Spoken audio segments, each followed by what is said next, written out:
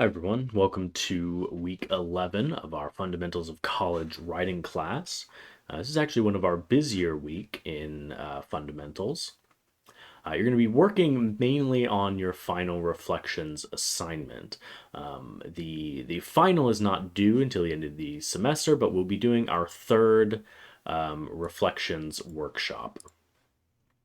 You'll also be reading an excerpt from an article called How to Read Like a Writer. You should have already read the assignment sheet for the final reflections assignment. If you have not, be sure to do that. The assignment sheet is available over here, Final Reflections Assignment Guidelines. For task 11.2, you're going to read a portion of the article, How to Read Like a Writer. You can access that reading here. And you only need to read from page 71 until the end of page 74. This reading will help you better understand the work that you're going to be doing for Reflections Workshop number 3. Task 11.3 is to actually work on Reflections Workshop number 3. You should have been saving these workshops as you go, but if you still need the template, you can locate it here at this link. This workshop is all about the second section of the reflections assignment, the paragraph revision. You may recall that in workshop number 2, you copy pasted a short paragraph from either writing project 1 or writing project 2 into the second section of the reflections assignment template. This workshop has a couple of steps. In the type out new paragraph here area, you're going to rewrite the same paragraph but using different words, essentially. Wherever you can, you want to keep the overall substance of the paragraph the same, but try out different nouns, different verbs, different adjectives. Here is a very short example of what I am talking about. Your paragraph should be about 4 to 6 sentences. This example is just one, but it should still give you an idea of what I am looking for. So the original sentence is the red car drove down the highway. And the revised sentence is the red convertible shrieked down the highway. The second step is in the right reflection paragraph about the differences here area. You should write about the changes that you've made to your original paragraph. As Mike Bunn tells us from the reading this week, writing is a word-by-word, sentence-by-sentence process. All writing consists of a series of choices.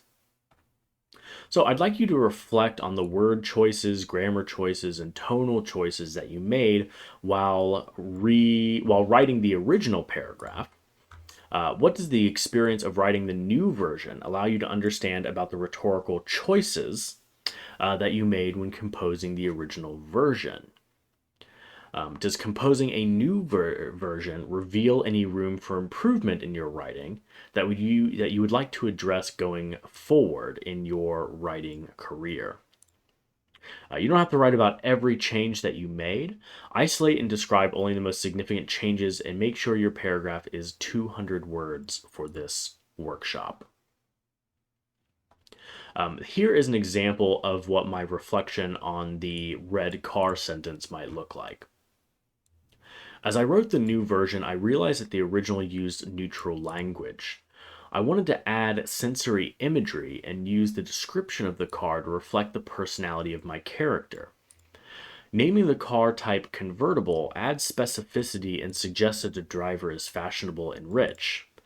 Driving is a neutral verb, but shrieking indicates a high speed and an accompanying noise, as if the reader can hear the car in motion.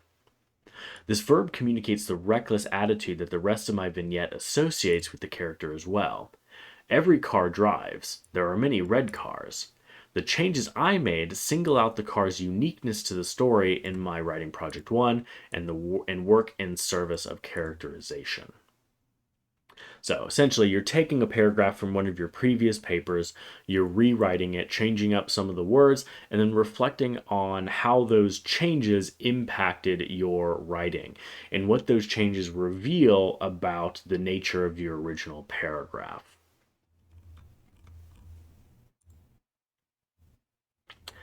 Here, you're going to submit Reflections Workshop number 3. And then finally, you're going to make your Thursday discussion board post. In the reading, How to Read Like a Writer, Mike Bunn quotes Alan Tate's comments on the historian and architect, who represent two different ways of reading. And the quote is here for you. Read the above passage. Why do you think Mike Bunn included this passage from Tate within his essay?